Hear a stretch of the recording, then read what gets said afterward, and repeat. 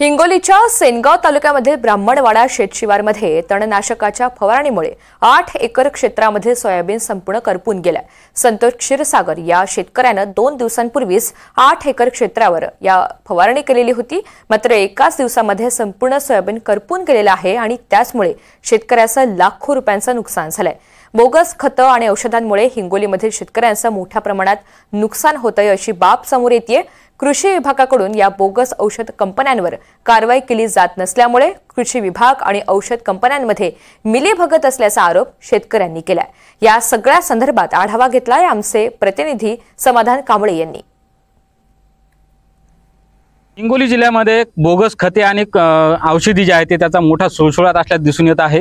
हिंगोली जिल्ह्यातील एका कृषी केंद्रावर कृषी विभागाने छापा टाकून ते दुकान सील केलं होतं, मात्र असं अनेक भागामध्ये घडल्याचं दिसून येत आहे। आपण सध्या आहोत हिंगोलीच्या ब्राह्मणवाडा शिवारामध्ये। या शेत शिवारामध्ये आपण जर बघायला गेलं तर या शेतकऱ्याने जे आहे ते तणनाशकाची फवारणी केली होती, मात्र तण जळालं नसून सोयाबीन संपूर्ण जळून खाक झालेलं आहे।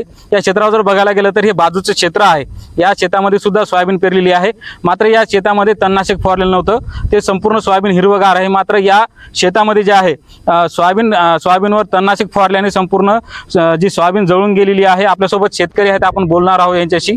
दादा, काय सांगाल, कसं घडलं होतं, कोणाची शेती आहे, काय सांगाल?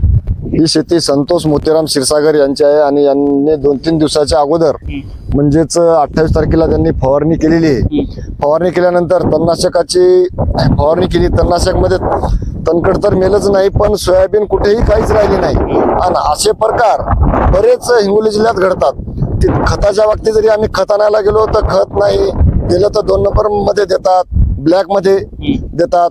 जे 1400चं खत आहे ते 1800-1900 रुपयात घ्यावं लागते। औषधीचं जरी पाहिलं तर असे बोगस औषधी बरीच काही विक्री करतात। या कृषी केंद्रावर कृषी विभागाची वचक नाही असं म्हणायचं तुम्हाला?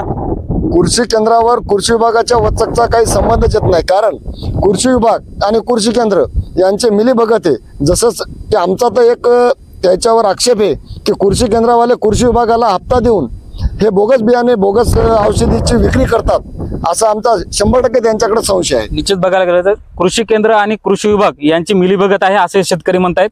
काका, तुमच्या शेजाऱ्याचं सगळं सोयाबीन जळून खाक झालेलं आहे, कधी फवारणी केली होती, काय सांगा? 28 तारखेला फवारणी केली। सोयाबीन जळून खाक झालेलं आहे, एवढी नुकसान झाली आहे। गरीब माणूस आहे, त्याच्या मागं लेकरं बाळ, जमीन 8 एकर सोयाबीन पेरलेलं आहे, त्यानं जळून खाक झालेलं आहे, शेतात काहीच राहिलं नाही त्याच्या। आपण जर बघायला गेलं तर या शेतकरी आपल्यासोबत आहेत। आपण जर बघायला गेलं तरी संपूर्ण सोयाबीन जे आहे या झालेलं आहे सोयाबीनचं, आणि हे संपूर्ण शेतकरी जो स्वतः आपल्यासोबत आहे। काय झालं एकंदरीत, किती तारखेला फवारणी केली होती, कुठून औषधी आणली? हे आम्ही 28 तारखेला फवारणी केली। हे 28 तारखेला आल्याच्या नंतर 29 तारखेला येऊन पाहिलं तर ही सगळी सोयाबीन जळून खाक झालेली आहे।